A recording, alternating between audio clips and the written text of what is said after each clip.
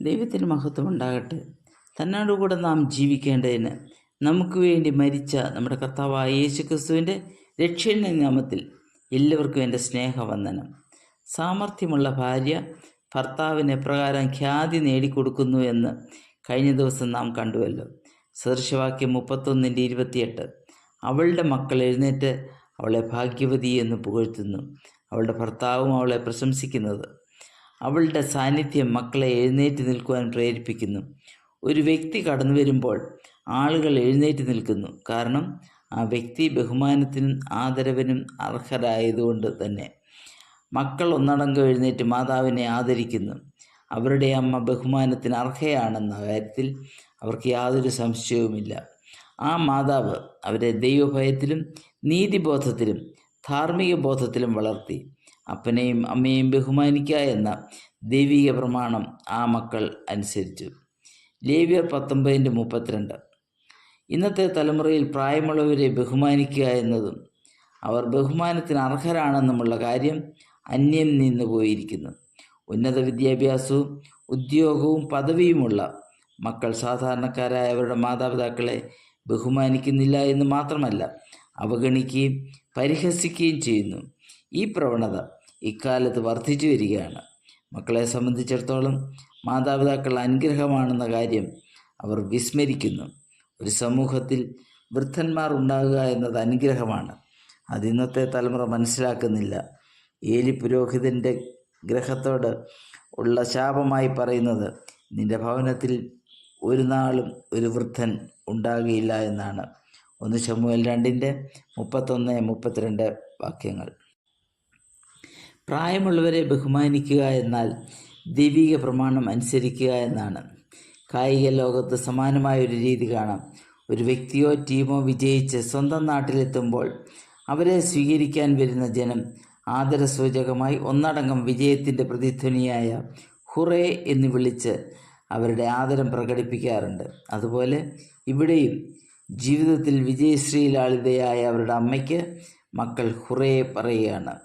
ആ മാതാവ് ഇതിനർഹയാണെന്ന് അവർക്കറിയാം. കാരണം ചെറുപ്രായം മുതൽ അവരുടെ അമ്മയുടെ ഓരോ ചലനങ്ങളും അവർ സസൂക്ഷ്മം നിരീക്ഷിക്കുകയായിരുന്നു.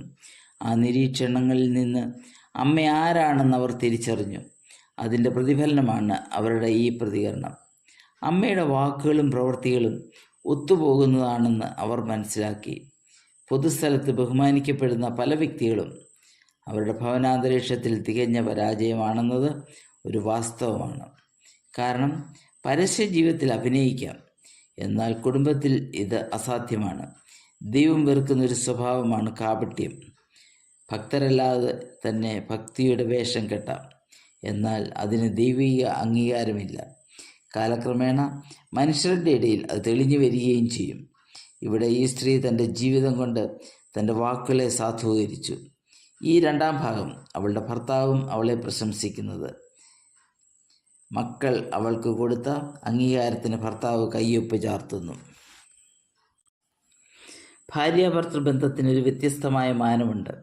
അത് അമ്മയും മക്കളും എന്നതിനേക്കാൾ വ്യത്യസ്തമാണ്. ഭാര്യയ്ക്കും ഭർത്താവിനും തങ്ങളുടെ പങ്കാളിയുടെ ഹൃദയത്തിൻ്റെ ഉള്ളറകൾ മറ്റാരേക്കാളും വ്യക്തമായി തിരിച്ചറിയുവാൻ കഴിയും. ഇവിടെ അവളുടെ ഭർത്താവിൽ നിന്ന് ലഭിച്ച കയ്യൊപ്പ് എല്ലാറ്റിനേക്കാളും വിലയേറിയതാണ്. ഇത് കുടുംബജീവിതത്തിലെ ദൈവിക പ്രമാണങ്ങളുമായി ചേർത്ത് വെച്ച് ചിന്തിക്കാം. നാം മനസ്സിലാക്കേണ്ട കാര്യം, നമ്മുടെ മക്കൾ നമ്മുടെ ഓരോ വാക്കും പ്രവൃത്തിയും മനസ്സിലാക്കുകയും വിലയിരുത്തുകയും ചെയ്യുന്നുണ്ട്. നമുക്ക് സാക്ഷ്യം ലഭിക്കേണ്ടത് ആദ്യം ഭവനത്തിൽ നിന്നാണ്. അതാണ് യഥാർത്ഥത്തിലുള്ള സാക്ഷ്യം. 29-ാം വാക്യം. അനേകം തരണികൾ സാമർഥ്യം കാണിച്ചിട്ടുണ്ട്, നീയോ അവരെല്ലാവരും ശ്രേഷ്ഠയായിരിക്കുന്നു. 28-ാം വാക്യത്തിൻ്റെ തുടർച്ചയായ ഭർത്താവിൻ്റെ വാക്കുകളാണവ. ഒരു ഭാര്യയായും മാതാവായും ദൈവഭക്തിയായും പ്രവർത്തനനിരതയായ ഒരു ഉത്തമ സ്ത്രീ എന്ന നിലയിൽ ശ്രേഷ്ഠമായ ഗുണവിശേഷങ്ങളുള്ള മറ്റെല്ലാ സ്ത്രീകളെക്കാളും അഗ്രഗണ്യായിരിക്കുന്നു.